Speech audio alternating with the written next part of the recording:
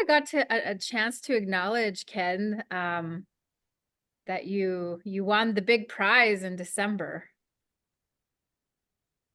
Absolutely, absolutely, and I appreciate that very much. I did receive it, by the way. I normally confirm if anyway. So yeah, the mail did come through. Thank you. Yeah, good, awesome. Okay, Great. I'll go ahead and start the video. Welcome, everyone. If it doesn't work, just let me know. And here in British Columbia, innovation is everywhere. From how we engage with natural resources to evolving transportation and creating industry-defining technologies. BC innovators are putting their mark on tomorrow and addressing the crucial social, economic, and environmental challenges we face around the world. And at Innovate BC, we help foster the ideas and solutions emerging out of our province so that all British Columbians can benefit from a thriving and inclusive innovation economy. So, what does that mean? We are champions of innovation and change makers, relationship builders and community connectors, drivers of ecosystem data and storytellers. We work to create more opportunities for everyone to participate in our innovation ecosystem, working with strategic partners in BC and beyond. And our programs are designed to connect innovators to the resources they need to succeed. Looking to start and scale your business? Or learn how to navigate human resources, digital marketing, or intellectual property? We'll connect you with experts in your field and mentors to help your business grow. Need funding? Our grant programs can help you hire talent, commercialize your research, and validate your technology. Searching for innovative solutions to your most pressing challenges? Tap into our network of BC's most promising innovators and solution providers.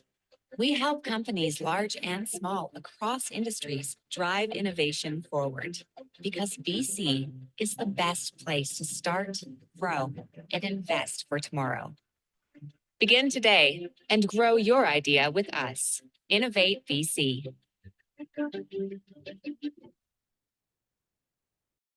All right, well, there you had it, is our commercial. So you've joined this Tuesday's Innovate BC. So we welcome you. Thank you for being with us. It's going to be a great session. We're going to talk about mentorship. And so it's going to be a great time. I think, just give me a second. Before we get started, in my neighborhood where I live, so I live right downtown Edmonton. So I live in Amiskwichi, Wisconsin. My name's Michelle, joining from Edmonton, Treaty 6 territory, a guest to this land. My roots are in Saskatchewan. I'm a Treaty 4 girl. So I always acknowledge that I'm a guest to these lands. But in my neighborhood, I have our relatives, the rabbits. And last week we had really cold weather here, and I saw one of my rabbits, my relatives in my neighborhood outside, and it was -40 out that day. And I just wondered, and I was like, I thought to Creator, I was like, is that rabbit gonna be okay? And it was just a reminder of how Creator takes care of all of us. No matter who we are, we're part of Creator's world. We never walk alone. We're always surrounded by goodness. We're surrounded by our relatives. We're surrounded by other two-leggeds, our family, our chosen family, our own community. So it's always really important to keep those connections, to take that moment and offer that gratitude, take that moment of care, thinking about something or someone other than self, making sure the circle is well being taken care of. I almost brought a blanket out to that rabbit. And then for whatever reason, I saw a video about if animals are outside, never give them a blanket because that blanket freezes and it's not going to be helpful or useful to that animal. So at least, I thought about our relatives. So just a reminder that we got to look and appreciate the world around us and lend a hand. A lot of our community, our relatives struggle with homelessness. So we can lend a hand wherever we can. We're part of the solution. We're part of making the circle a little bit stronger. So we just give thanks to Creator for the gift of being part of Circle, being part of this world. We're surrounded by so much goodness always. So welcome. You've joined us this Tuesday. We're honored that you are here. There will be opportunity at the end, or maybe even during. So, but for sure at the end, if there's any comments or questions about today's conversation, we would love to hear your voice. So bring it to today's presentation. Feel free in the chat box. Feel free to let us know also, because there's some new names that I haven't seen. Feel free to put in that chat box where you're joining from. We always love to hear where our family's coming from. So put that in the chat box. We would love to hear from you. So Can Do is really all about capacity building, particularly in the economic development side.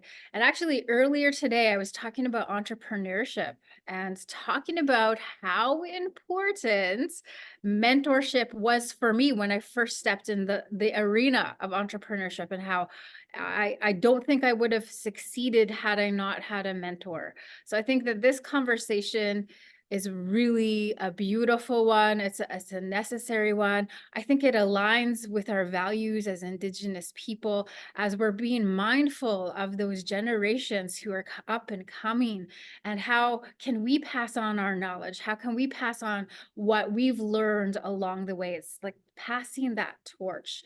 So mentorship, beautiful topic. So we got the one and the only Tanya T joining us. So the power of mentorship, a catalyst for career and personal success. So a little bit about our guest speaker, our guest powerhouse. This morning I was listening to a podcast about powerful women.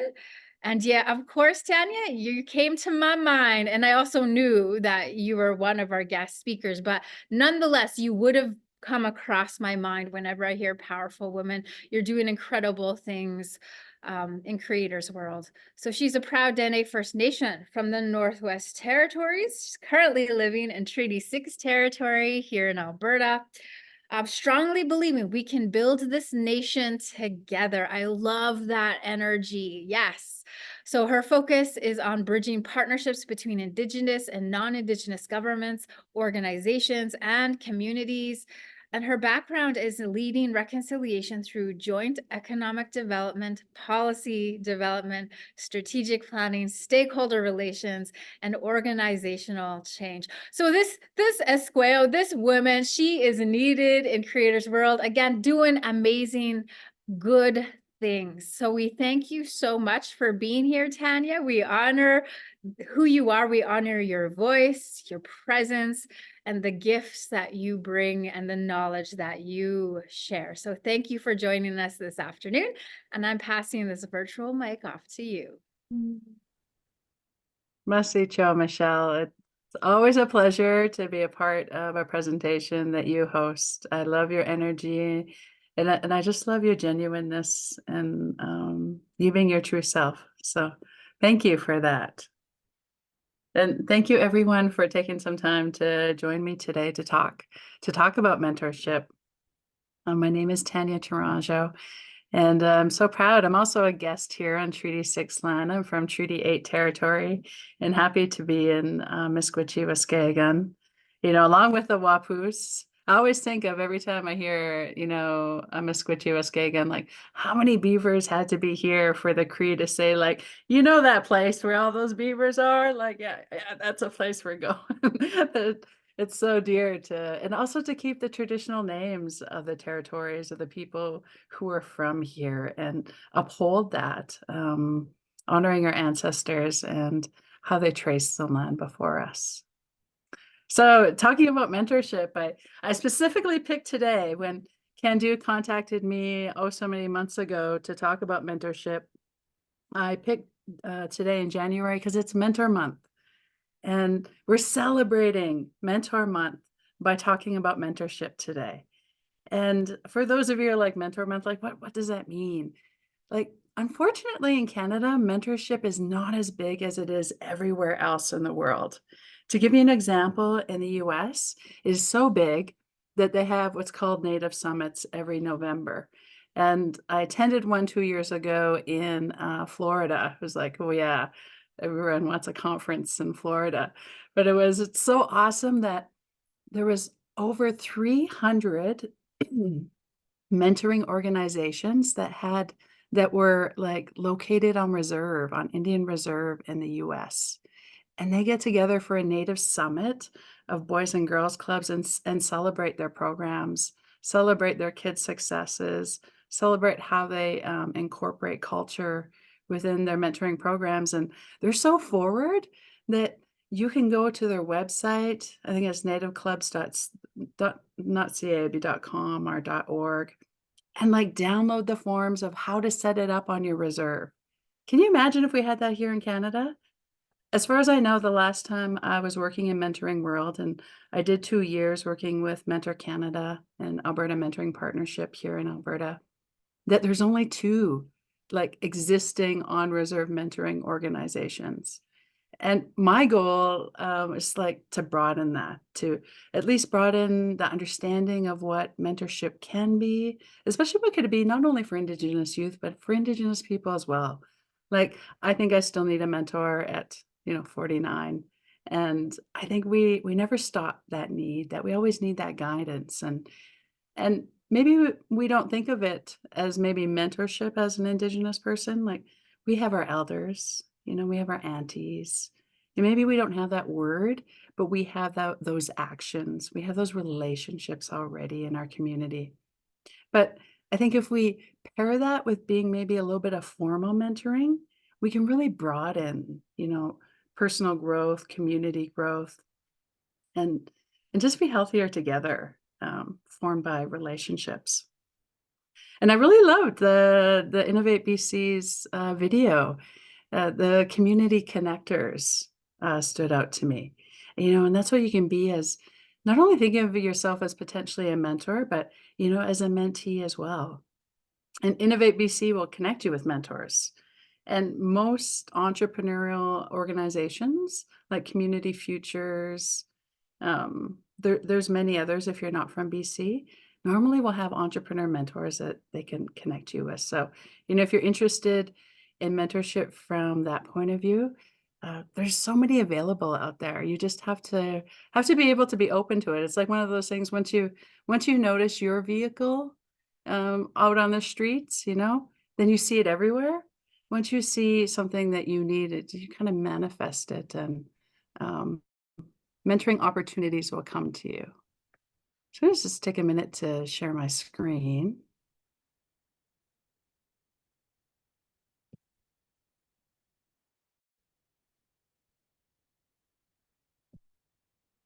So although I don't focus on mentoring very much anymore, I love the opportunity to still share my perspective about it and my knowledge, and encourage others to think about mentorship within their community.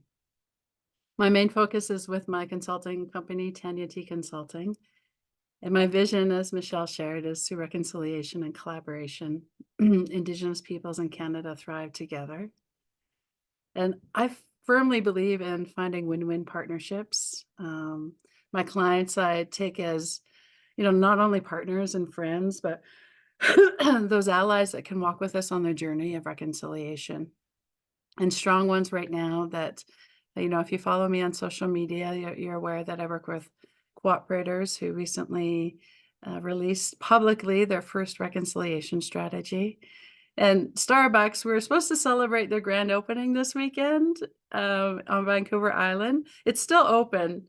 It's just the grand opening ceremony is delayed to better weather. But if you're ever on Vancouver Island near Campbell River, you can go to the First Nation on Reserve store and buy a coffee there. And if you're in the Saskatoon area, you can go to Muskeg Lake Cree Nation store. Both we're going to be celebrating their grand openings very shortly. And I'm just really proud of those partnerships because it talks about relationship building. And what's potential between non-Indigenous and Indigenous organizations? If you want to learn more about the reconciliation strategy, you can go to my website, TanyaT.co/services. I've linked the strategy in there, and you can really see, the plan for the 3 years that Cooperators has in mind.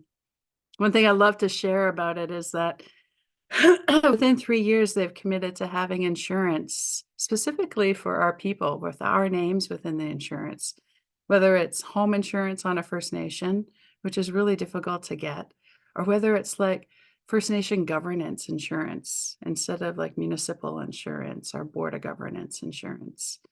And potentially like even insurance that names our cultural items that are important to us, like our regalia. You see my furs, and our eagle feathers. Really have a strong relationship with a company that's going to tailor services to us. So it is a win-win partnership. But today we're going to focus on mentoring. And the educator in me likes to start with topics that, we're going to cover. And you prepare your questions. You're welcome to ask them ahead of time. And I try my best to leave a few minutes at the end. However, I also feel that sometimes people have questions afterwards. You can also reach out to me on social media through my email if you have any further questions. But we're going to cover, the background of what mentoring is, type of mentoring. There's a lot of mentoring research out there, even Canadian research, what mentees want, how to select a mentor, how to motivate, what are motivators for people to become mentors, what my viewpoint of Indigenous mentoring is, and current mentoring resources that you can utilize as a mentee, a mentor, and maybe even you want to start a mentoring program. I could point you in that direction as well. So to start off with, where did mentoring come from? Mentoring is actually part of Greek history that in the story of the Odyssey, that Mentor was a trusted friend of King Odysseus. And when the king went away, he trusted Odysseus to take care of his only son. And so over time from the Greek story is how mentor has become meaning of someone who brings counsel, to provides a safe space, that trusted friend, that teacher. Someone so trusted that the parent trusts you with them. And mentoring can look like so many different things. It's really evolved over time. A lot of people are familiar with the Boys and Girls Club needing a mentor, and you had to sign up for 1 hour every week. And there's a lot of parameters about it. But particularly since COVID and since, technology has expanded, everyone has a phone, that mentoring has expanded into the online platforms as well. And mentoring could look like so many things. It could look like expressing care, challenging growth, providing support, sharing power.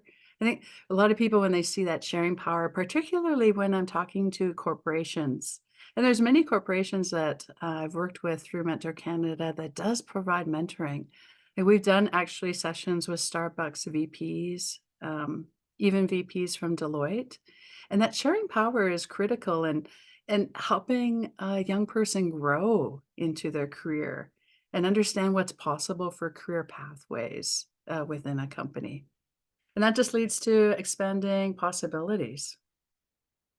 And that's why I find it so sad that in Canada that we don't focus on mentoring enough here, that even within the US, like within corporations, businesses, oftentimes right from onboarding, with HR, that you have a mentor within that company.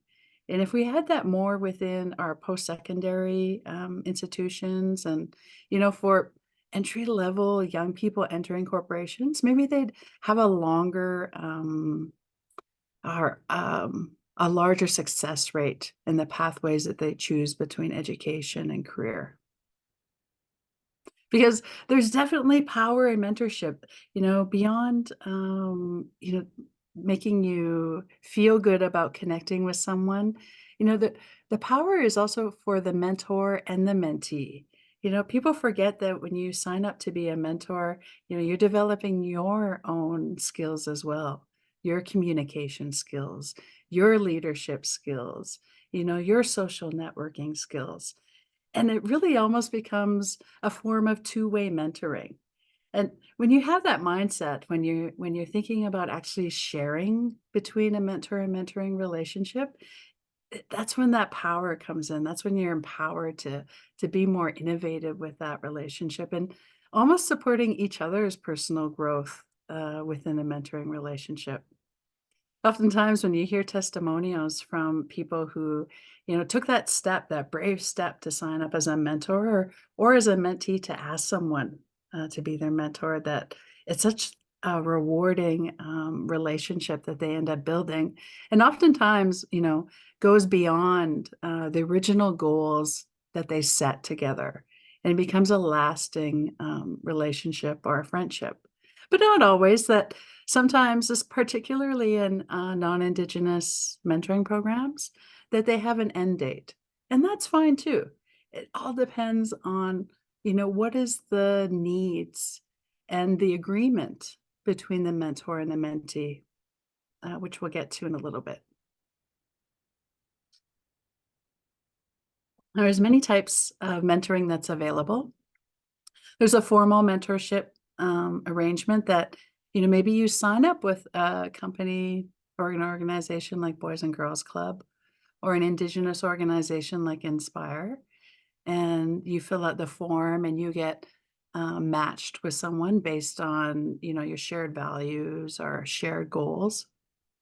There's also informal mentoring that's called commonly referred to as natural supports. And in the mentoring world, we call it like social snacking and natural supports, and finding informal ways every day to lifting people up in your community. And I think we do that very naturally as Indigenous people, but thinking about that intentionally every day, like how are you going to come across people and make their lives better with, whether it's a smile, paying for someone's Starbucks or Tim Hortons, or, just being friendly with someone and having a conversation. There's also one-to-one mentoring as opposed to group mentoring. And group mentoring could be, a panel of mentors assisting a group of youth. It can look very, very different ways. It could be one mentor that's assigned many mentees. It's really depending on what that program is set up for. So depending on, what your needs and what your interests are, is thinking about, what kind of mentoring program that maybe you want to be a part of or learn more about. There's all kinds, not only available in Alberta, but also nationally. For those who are in Alberta, the company that I referenced, and I'll show a resource later, Alberta Mentorship, AMP, albertamentors.ca, they actually list all the mentoring partners in the province of Alberta. And so you could find, all types of organizations that suit your needs and the type of mentoring that they offer. And, really tailor the experience to how you want to experience mentorship in your life. Some easy research is that, you could say that it's positive, but I think these numbers are really strong to share with you. And these numbers come from Mentor Canada. And Mentor Canada is a national organization that is similar to AMP, but serves national organizations that more focus on research and resources. And so in their research, they found that 95% of youth that were mentored were more likely to report good mental health. And don't we want that for our young people? We want them to be balanced, 53% were more likely to pursue education after high school, developing those career pathways. 78% were more likely to have a job. 75% said that their mentor had significant influence, excuse me, on their self-confidence.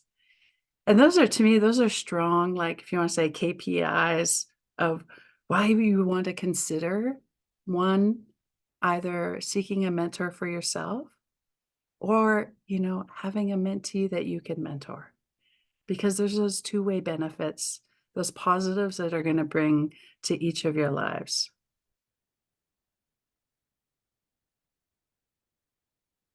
And really, when you think about what do mentees want, like mentees want connections. They want to build those networks of support, in addition to, maybe building skills that they need to achieve their goals. And, it doesn't have to be these huge goals that they're looking to achieve. It could be small steps. Sometimes it's just building a relationship, that connection, and finding some interest, and maybe slowly building goals together. You know, particularly with Indigenous youth that have a difficulty getting to the goal setting stage. And you really need to focus on relationship building before you get there. So to me, it's really finding that balance and getting to know the mentee and mentor together so you can understand what the value is going to be with a mentoring relationship. And it's important that, you take the time to select the right mentor for you and having that conversation about, what the goals are. So the mentor understands that. And the mentor actually, has the ability to say, like, am I the right person for you with those goals? Or for them to walk away, maybe do some research and how they could support you with those goals. But it's really important that even though you take your time to get to defining your goals, that's a key milestone that needs to get there along with your relationship building. And when you're selecting your mentor, explore different options. Important to seek compatibility and think about diversity. I often stress, like, even when I was working in the mentoring field, and some people didn't agree with me, but once I shared my perspective, it was like that Indigenous people need non-Indigenous mentors too. We need to know how to walk in both worlds. Because a lot of white people were like, "Oh, I can't mentor an Indigenous youth." I'm like, "Why not? I'm going to challenge you on that. What you have so much to offer an Indigenous youth as a white person." And it's not that white savior perspective. It's just walking in both worlds, learning how to interview, what's important to put on your resume, how do you have important conversations? And I think that there's a lot of value that comes with that diversity. So being open to that, as Indigenous people, yes, it's fantastic that we have Indigenous mentors in our life, but it's also great that we have other perspective as well, and being open to that. And from research, again, this is from Mentor Canada, that there's a lot of motivators to encourage people to become mentors. And the top ones being if a young person asks them. And I think that's really important to understand as a potential mentee, because people get scared of asking. They're going to say no right away. You think the worst that's going to happen. But I know for myself, if a young person came to me and said, like, "Tanya, I'd love you to be my mentor to try to, achieve this goal. Maybe I want to, open a consulting business, or I want to expand my business, or, expand my communication skills." I would be so motivated by that. It'd be like, "Me? Really? You want to be?" That would encourage me to assist them in being successful in their life. So really thinking about having that conversation, from the mentee or mentor perspective, and knowing that that's a number one motivator. Second one is obviously when you see somewhere that you could help, that you could fill a gap. Or the third one I like is, if parents ask me to mentor their child, I think that would also be so powerful. If an elder or mushum or cookum or an auntie, said, "Oh, my niece could really use a little, help." And I think, again, we do that naturally in our communities, but specifically, you know, you're asked, it just puts, you know, a different perspective in you and encourages you differently to step up to the plate and become a mentor. But again, I think this information is good from both sides of the coin to encourage you, you know, if you're thinking about being a mentee and needing a mentor, that if you ask the question, chances are people are going to say yes. So I'm not going to ask you to share, but I'm going to ask you to reflect as I share about who has been a mentor to you in your life. You know, whether it was when you were young, maybe in high school, maybe now. Michelle Obama says that you should at least have 3 people in your life. Someone who walks ahead of you, that has their hand out, bringing you along, supporting you.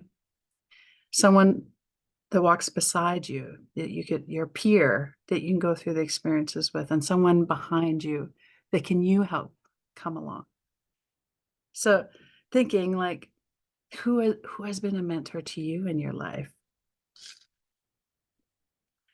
My favorite mentor, and although she's passed on now, and I'm still learning from her teachings, was my Aunt Dora.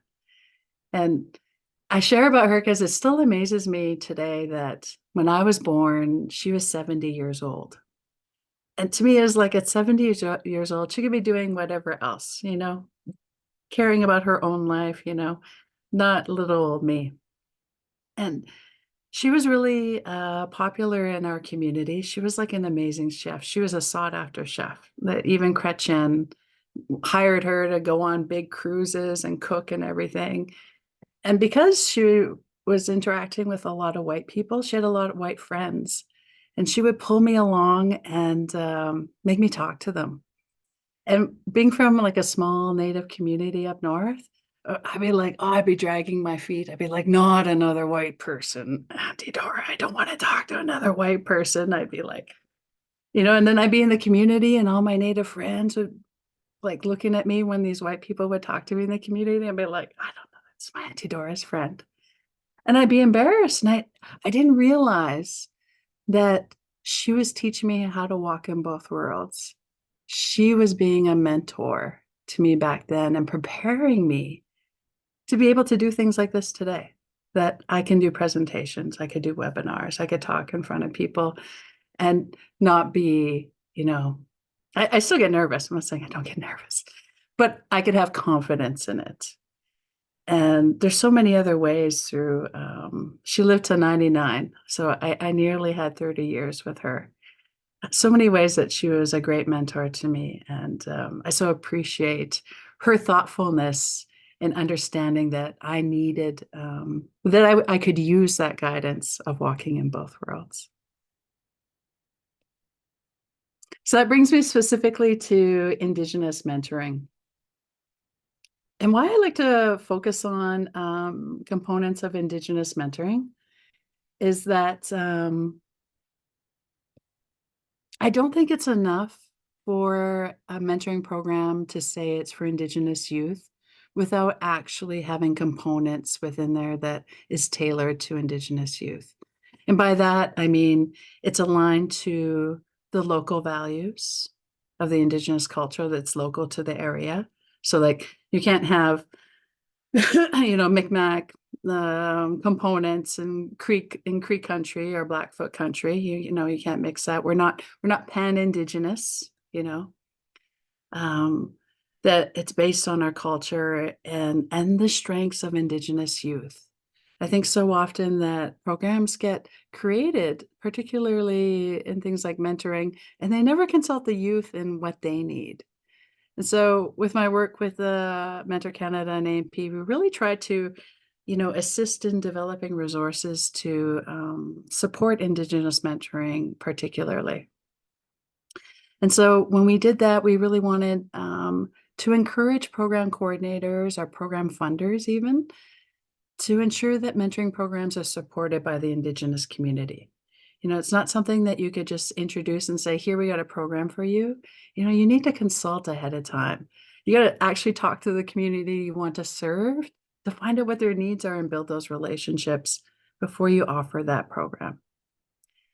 And the program includes cultural practices. A lot of non-Indigenous mentoring programs don't focus on culture, but it's really important that, our cultural practices are at least encouraged, whether it's smudging at the beginning of sessions or having sharing circles or talking circles, even eating together, and having a feast together. And we also stress the importance of land-based learning. People see this as like, do they have to learn to live on the land? Is like, no, land-based learning, like even if it's going outside and reading a book outside, connecting to the land, going and playing outside, ensuring that, there's some appreciation within the programming. And I like to spell holistic with the W. I know it's wrong, but it has more meaning to me because it's like wraparound supports. What does the Indigenous youth need to experience a mentoring program? Do they need transportation? Does there need to be snacks there? Do they need assistance with homework? Do they need mental health supports? Just really being open to that. It's not going to be a traditional mentoring program. Again, including non-Indigenous mentors with Indigenous mentors, because to me, I think that's really important. And fostering safe spaces for the mentees and the mentors involved. And that's just the start of a few components of having an effective Indigenous mentoring program. Here's a few resources that are available. This is one I developed with Mentor Canada a couple of years ago. And this is to support a youth in finding their next mentor. And what I really like about this resource, like it helps someone through the whole process, but also understanding what your Power 5 is. So in the middle there, you see 5 faces within the red rings. And Dr. Art Markman, in his research, said to succeed, you should try to look for your Power 5 in your life. Now, you might not have these 5 all at the same time, but throughout your life that these 5 are going to be helpful to you. And so when I was looking at his research, I adjusted it to like Indigenous terms. So Dr. Art Markman used the coach. Well, when I looked at this trait to the coach, I was like, well, to me, that sounds like your auntie, the one who encourages you and supports you maybe when your mom doesn't, and you can give her a call and vent to her. Like, so to me, that was the coach. The doctor called the second one the connector. And his trait spoke to me as like the uncle, the guy in the community that knows everyone.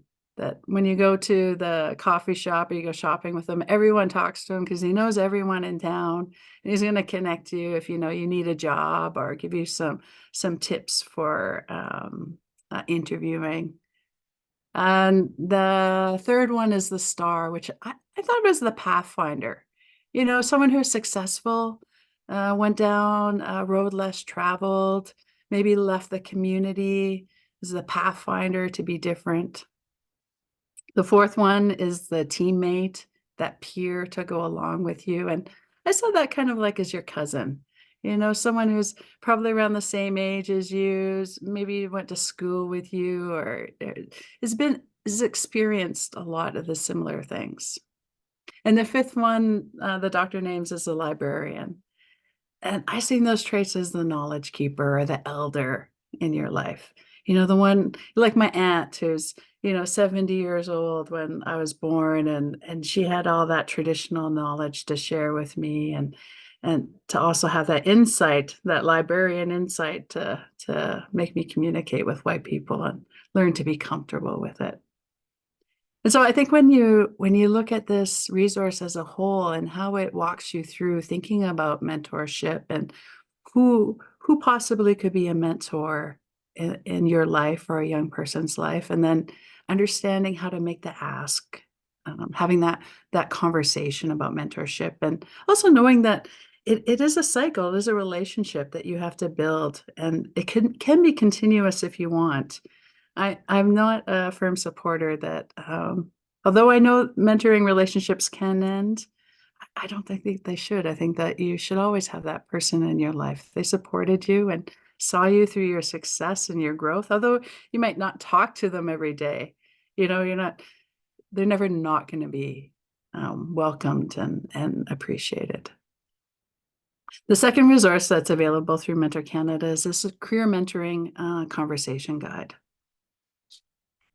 And really, it doesn't have to be for youth. It's for anyone who's looking for having those difficult conversations with a mentor, and also to help the mentor. A lot of places, and I'll show you, do have mentee and mentor training, but it's difficult being a mentor to think about, how do you do it appropriately? How do you have great conversations to get to achieving the goals? And so this is a great resource that we adapted. There's resources that I provided through Can Do that they were going to send out that we adapted to be Indigenous and to, speak to our young people more about, the value of mentorship. Now with AMP, this is one of the resources that I assisted in developing, and just talking further about the components of effective Indigenous mentoring programs. Because AMP also has a lot of great resources out there for, again, the mentee, the mentor, and the program coordinator. And here's the website. I've seen someone shared it in the chat. Thank you so much.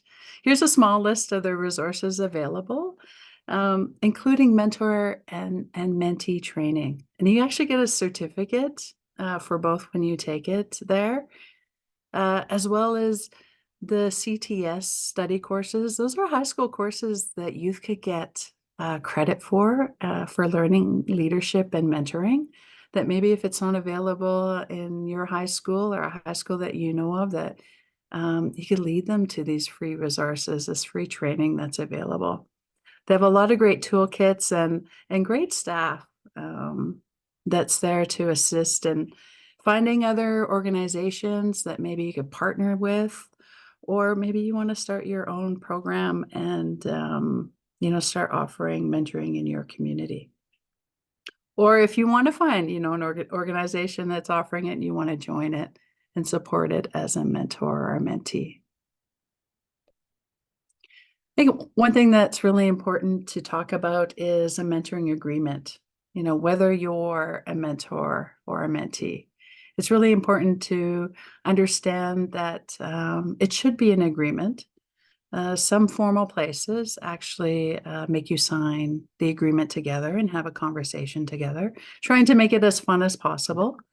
But it's really important because there's a sense of vulnerability both for the mentor and mentee, and you don't want to set up either for disappointment. Particularly the mentee who is looking for guidance. And so with a mentoring agreement, number one, agreeing when and how you will meet, so that the mentee can depend on that, and so can the mentor. If they know it's every week, that's fine. Or if it's once a month or every 2 weeks, we're going to meet on Zoom, or we're going to meet at Starbucks, or we're going to meet at Kingsway Garden Mall, or we're going to meet at the library at this time for 30 minutes or 45 minutes or an hour, whatever it is, that's within the mentoring agreement. So you know that you're signing up for this long-term relationship together. And then understanding how you can reschedule a meeting, because life happens. How do you notify each other? When's the latest? If you don't notify me within 30 minutes of that meeting, I expect you there. Maybe you have that agreement, or however, that you confirm that meeting. You have to confirm that meeting maybe an hour before. And maybe, just having that agreement of how you can reschedule it. I don't like to put how you can cancel it.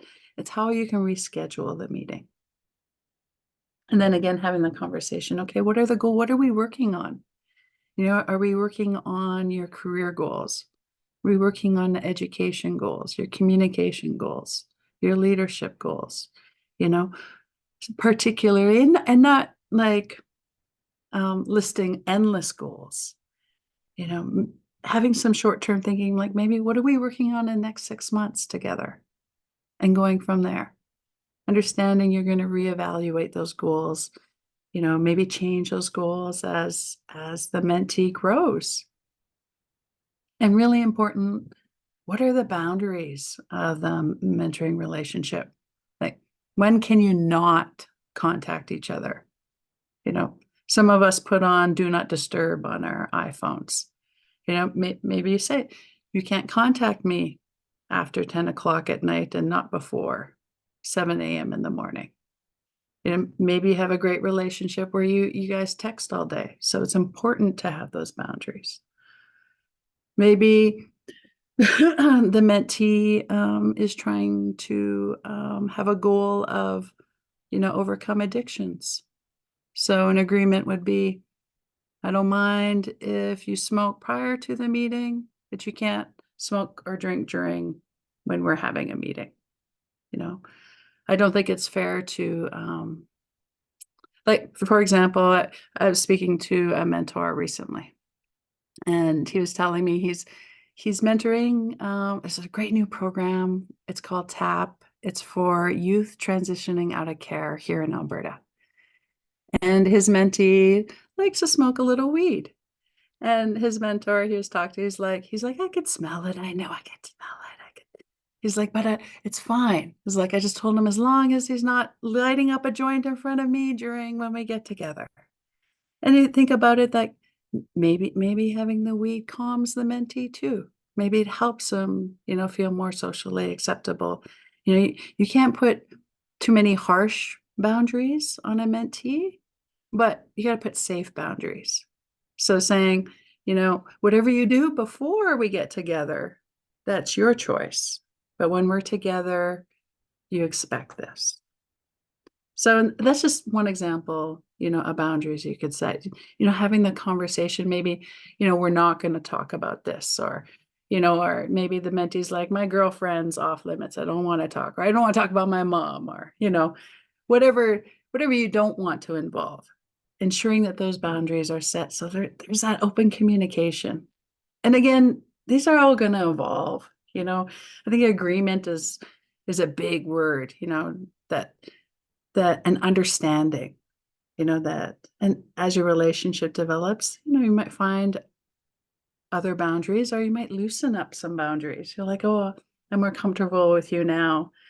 I'm going to tell you about my mom, or, I'm going to share these other goals with you. Or just knowing that people are human, and allowing them to grow and support them, however that looks like, even if you don't agree with it.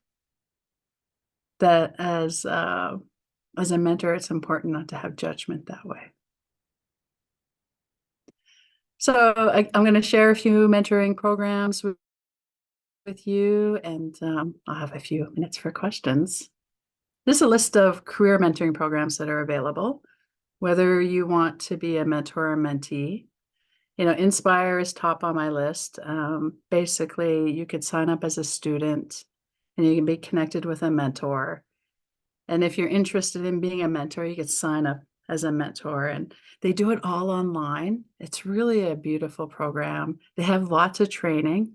They just had Dene language training the other day. I know that I'm signed up as a mentor. I haven't been matched yet, but I was like, oh, I get to take part in these awesome programs that they provide. And they provide different events that you can attend online with a mentor or mentee. Mentor Canada, they have like what we were doing before, and I haven't checked recently. Like I said, we were hosting virtual mentoring events. So 1 hour, 90-minute events with like Deloitte, Starbucks, big corporate VPs who are giving Indigenous youth and youth in general, like career pathway advice. So I encourage you could check out Mentor Canada, look at their events. Influence Mentoring Program is a new program out of Alberta, similar to Inspire, but they're new. So they're like a junior, they're not set up as well, but they still need mentors. RBC has Pathways Education. and the Indigenous women in community leadership. There's many out there. If you look in your community, this is just a start of a list of if you're looking for career mentoring programs. And I want to stress that anyone can be a mentor, you know, that for yourselves, or if you want to encourage someone in your family to be a mentor, you know, you don't have to be the top student or the top earning person or, you know, the most sober person or, you know, the most put together person. I really believe that everyone can be a mentor. And two places that I like to share if you're considering to be a mentor. Boys and Girls Club, Big Brothers, Big Sisters in Edmonton have paired together. So they're otherwise known as BGC Bigs in Edmonton. You could sign up to be a mentor and like be paired with a young person. But you see where I have TAP there? That's that transition out of care program. You can also sign up and be a mentor to like an 18-year-old or a 19-year-old who is transitioning out of care and, you know, is not connected with their community or their family. And they have supports like within the social service, you know, circle, but not within the community circle. And so that's a big need for mentors, particularly in the Edmonton and Alberta area. Bent Arrow out of Edmonton, they have a wonderful program called Coyote Pride that they connect mentors with students in school. And it's a really beautiful program that's available. Two options, you know, if I've inspired you at all to think about becoming a mentor. It's the end of my presentation. I thank you very much for listening to me, joining me. And if you're from the mentoring world and you found out about this, thank you also for coming to Candu's webinar today. Check out my website, see if I have any services that I can assist you with on your reconciliation journey. And I'm open to any questions. Wow, what a beautiful, beautiful presentation. Message, good knowledge that you shared. So thank you so much, Tanya. Lift my hands to you always. We'll open the floor. We have about 6 minutes. If there's any questions or comments, we'd love to hear from you. You can even put it in the chat box as well. So anyone have any questions? The floor is open. I see Melanie got Starbucks from Muskeg Lake Starbucks. Woo! I can't wait to go to the grand opening. Hopefully, When would be do you have an idea when the grand opening would be? whenever the snow stops. Got it. Yeah. You know, you took me on a beautiful recollection journey as well, just thinking about the mentors in my life. I really honor that and value that. Oh, here's a question.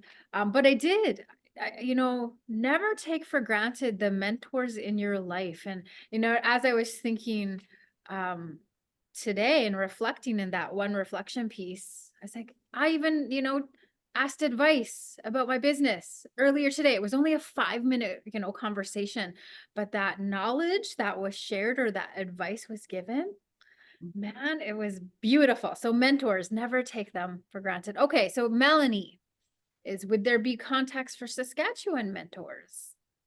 Yeah, my advice, Melanie, is go to Mentor Canada. And it's been a while since I've been in their website. So they not Alberta AMP focuses on Alberta. Mentor Canada is also doing a national registry. So you'll find out who's listed in Saskatchewan. And then maybe you'll find a Saskatchewan provincial organization listed too that would further list what's available there. Great. Awesome.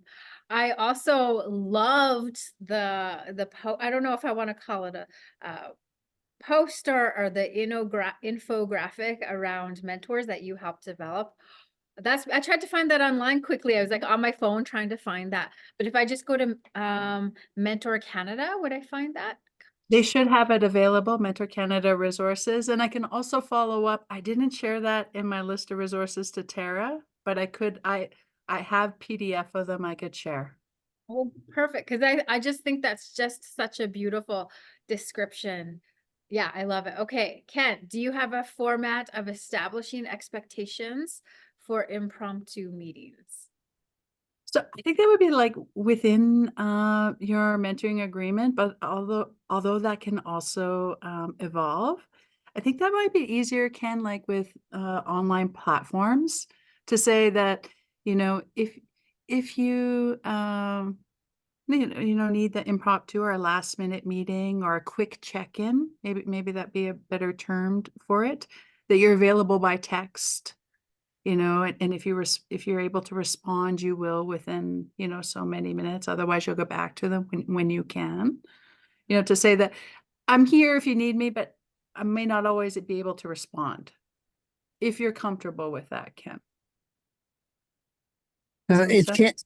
Ken. It's Ken. The question was some of the expression "a friend in need" is a friend indeed. So when somebody sometimes they just want to talk to somebody, but they really haven't cleared in their own mind what they want. They want to share something, but they're not sure what the expectation is. So from the mentor's point of view, is I'll just dump everything I've got onto. The problem with from the mentor side is if I perceive that it's a problem, that you're looking for an answer to a problem, and that's not, and all you want to do is talk, and I give you an answer, I kind of expect you to at least try it out, because I've spent my time, I've invested in this, and now, so if I know your expectation is you just want a sounding board and you just want to talk, then my expectation is you don't have a problem. You're not trying to solve a problem. So I won't be hurt if you don't use my solution.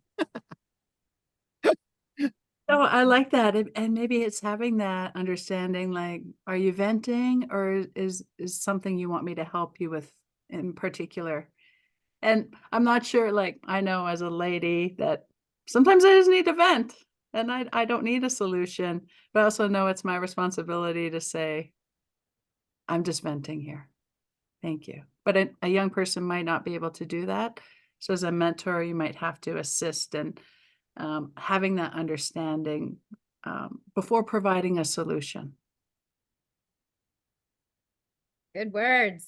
Good Thank you. words. Okay, well, thank you. I think also, again, you hit it home every single time. It is about that relationship building. It is that's what this journey is all about in every facet of our lives. And so I thank you for also highlighting that as well. Thank you. And thank you all for joining. I hope you I feel like this was good medicine for my heart. I hope you feel the same way. And may we go, be mentors if we're not one already. Maybe we can also reach out and be a mentee, because there's lots of knowledge out there and wisdom that we could, lean into and build those relationships as well. So thank you so much, Tanya. Always an honor. And thank you everyone for joining us this afternoon, and we will see you next time. Take care. Have a good night, everyone.